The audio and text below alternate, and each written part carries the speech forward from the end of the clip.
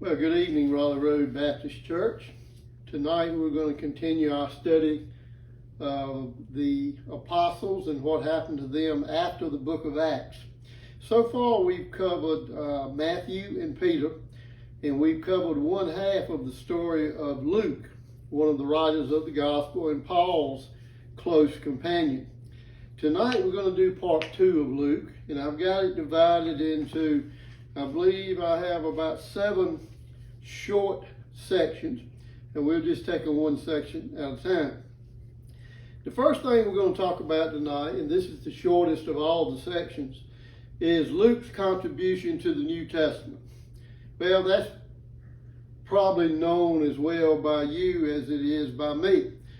Luke's contribution to the Old Testament is the book of Acts and the Gospel of Luke. Now, what you might not know is that about 25% of the New Testament is these two books, Acts and Luke. As I went over in great detail also in part 1 of Luke, there is almost universal agreement by people who lived in the early days of the church that Luke wrote both books. So that is Luke's contribution to the New Testament. Excuse me. Secondly, we want to look at the time of the writing of these books. When exactly did Luke write these two books? Well, by the way that the book of Acts ends, with the Apostle Paul spending 2 years under house arrest in Rome before he was put to death by Nero, the Roman emperor. We now know that that event happened around 62 AD. And the reason we know that is this. 2 years later, in 64 AD, a terrible fire swept through Rome and basically burned Rome to the ground.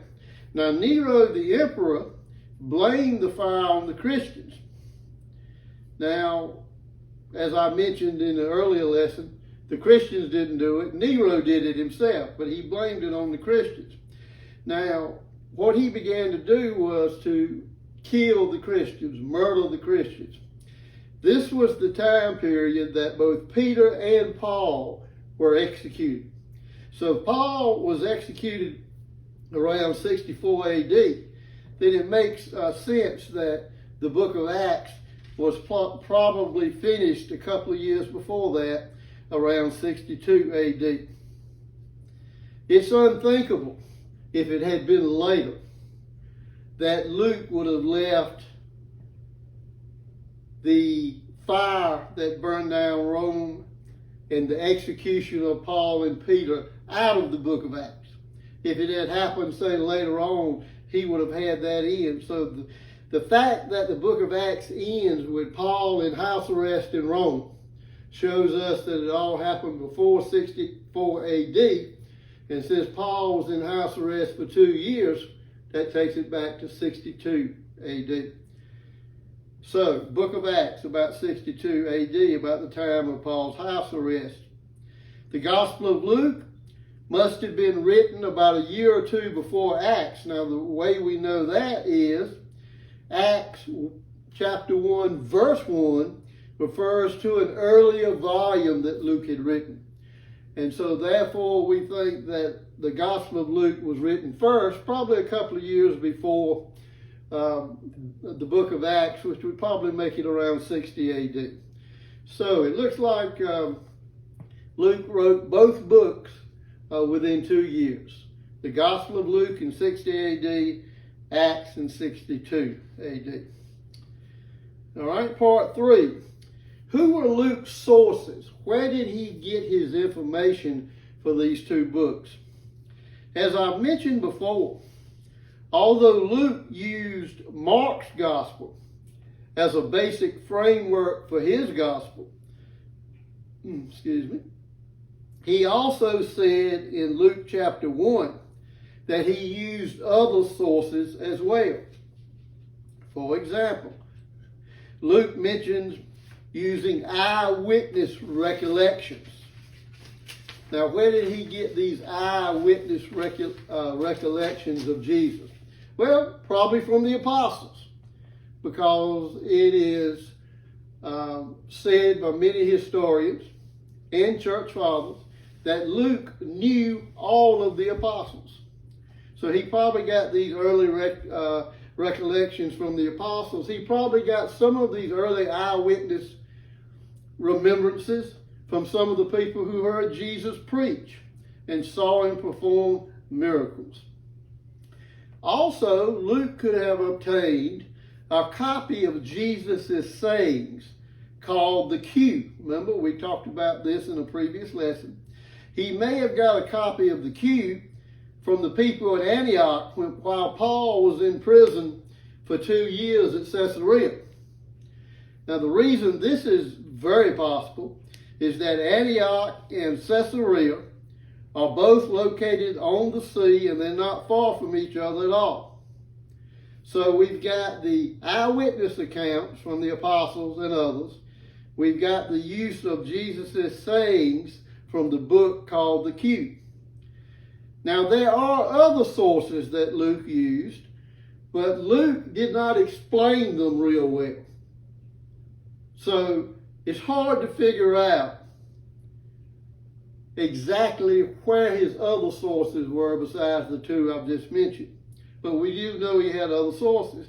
So what church historians do is they just refer to these other sources as L. Of course, L goes for Luke. Therefore, the Gospel of Mark, Q, which are the sayings of Jesus, and L, some of these other sources that we don't exactly know what they were the three things that provided the material Luke used to compose his account of Jesus' life. His own experiences, along with the written and oral testimonies of others, especially Paul, gave him what he needed for the book of Acts. So these are his sources that helped him write these two books. Every good author has to have a source that's dependable, that he can count on and trust. And Luke had some good ones. All right, section 4. Let's look a little bit at what happened to Luke after he left Paul in house arrest in Rome. After he published the two books, Luke and Acts, and after Paul was executed, the question arises, where did Luke go next? When Luke died, where was he buried? Now, the Bible doesn't tell us anything about this. The Bible is silent on what happened to Luke after the book of Acts. So where can we look? Well, we're going to look at church tradition. Or another way of saying that is church history. We're going to look at church tradition. In a book called, now this is a long name you probably never heard before. In a book called the Anti-Marcionite Prologue to Luke.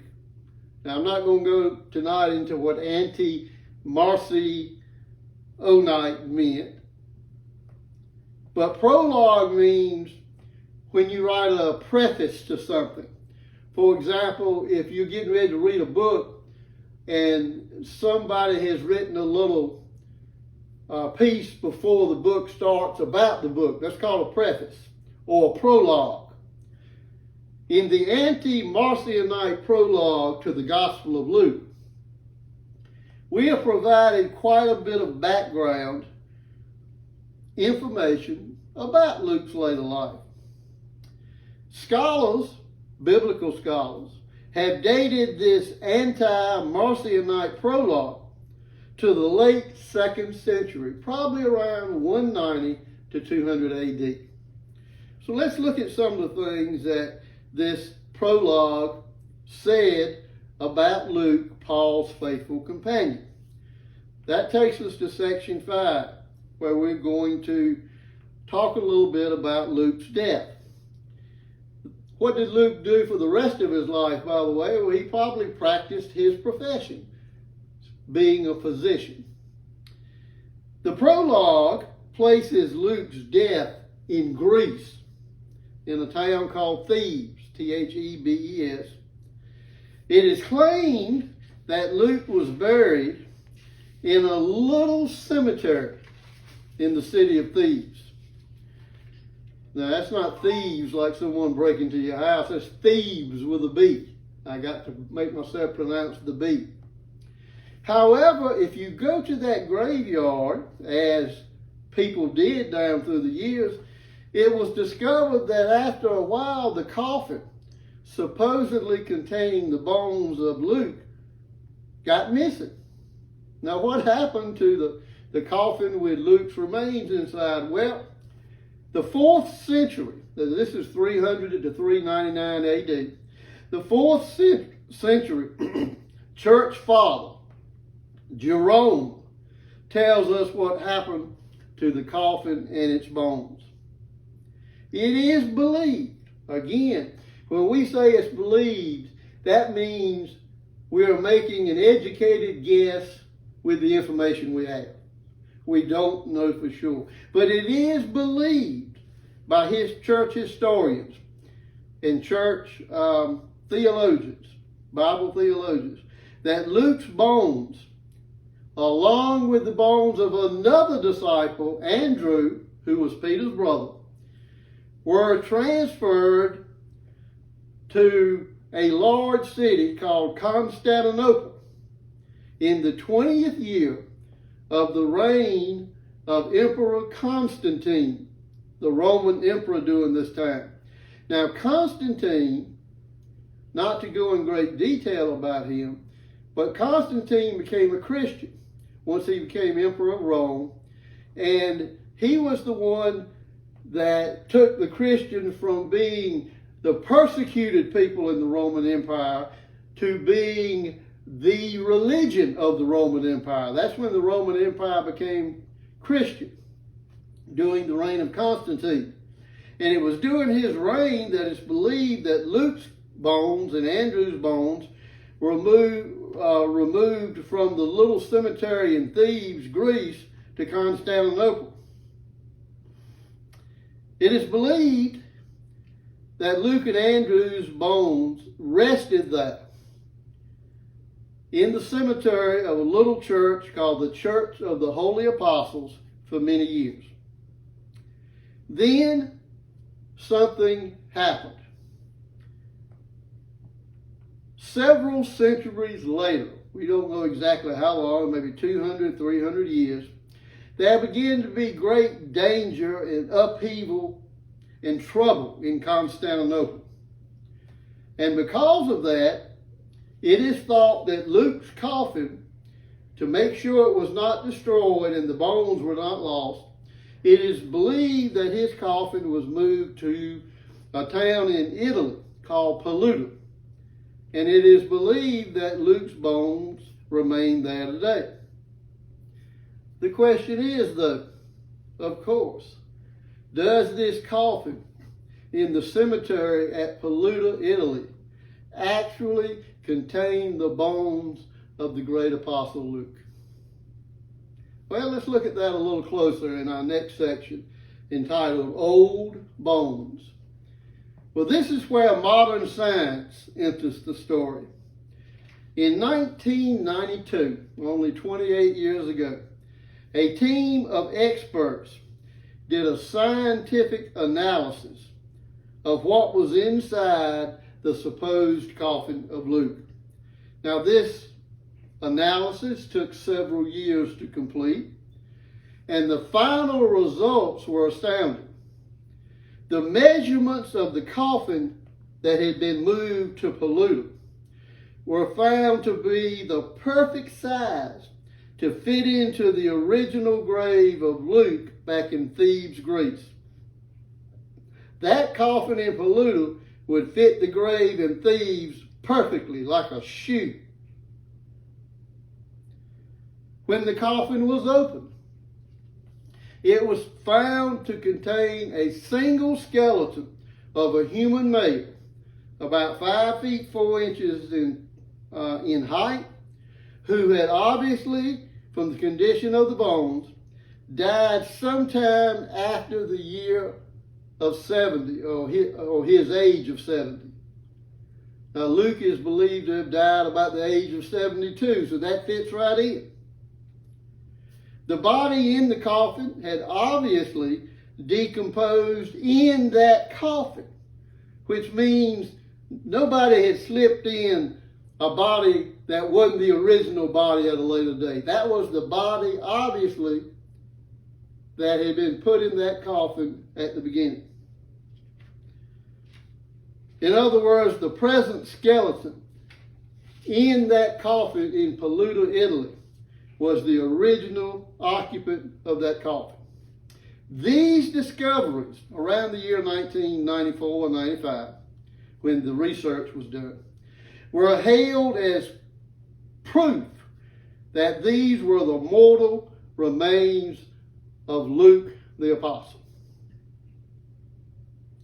Boy, that sounds good, doesn't it? But let's get real. Part 7, the reliability check. Hold on just 1 minute. The Italian scientist who conducted the test testified that he believed the individual in the coffin died closer to the year 300 AD. Even if Luke lived to be 72 or 3 years old, that would make him die before 100 AD. There were some ancient coins found in the coffin. Now, it was popular in that day, like it is with some people today, to put something that the person owned in the coffin with them. Well, ancient coins, remember, no paper money in those days, all coins, were found in the coffin, and those coins were dated in the 290s AD. So the question remains, are these really the bones of Luke, the physician and writer of the Gospel of Luke, the book of Acts? Are these the bones really of Luke, Paul's constant companion and close friend? Well, I guess all we can say about that is maybe, maybe not. What do I think? Well, I think, unfortunately, that the evidence does appear to point to the 3rd century AD. I don't really believe that's Luke in that coffin. One thing I do know for sure is that Luke's soul is in heaven, awaiting a new holy body that will live forever. Where Luke's earthly remains lie, and they lie somewhere, is unknown at this time. But that really doesn't matter. What really matters is what Luke did during his lifetime. Because of Luke's close relationship with Paul, because of his close relationships with the other apostles, because of the interviews he did with the other eyewitnesses that saw Jesus during the time he was preaching the gospel and healing people, because of this, he was able to gather the pieces of a fascinating narrative. He was able to fashion them into a story in the book of Gospel of Luke and book of Acts. He was able to fashion them into a story that has been read by millions of people down through the centuries. A story that has led untold numbers of people to Jesus Christ. That's Luke's legacy. Not where he's buried, or not how old he was when he died, or not what he did after he wrote the book of Acts and the Gospel of Luke. Luke's legacy is that 25% of the New Testament that has led so many people to Jesus. The Gospel of Luke and the book of Acts. Well, I hope you've enjoyed our 2-part series on Luke. I think next time that I'm going to go back to the Gospels and do the Gospel of Mark, do the Apostle Mark as my next apostle. So that will be next Wednesday night. Now, you may have heard us say Sunday that I will be at church on Wednesday nights, weather permitting, at least for a while. We'll be meeting outside somewhere, but never fear if you're not able to come to that. I will also be recording this on Tuesday night and placing it on the church's Facebook page, which will then be transmitted to you by Susan on YouTube, if you rather watch YouTube. So you can see it whether you're able to come to church on that Wednesday night or not. I hope to see you Sunday morning at 9:30. I'm preaching from the book of Ephesians chapter 6 this Sunday, so I hope to see you then. God bless and have a great week.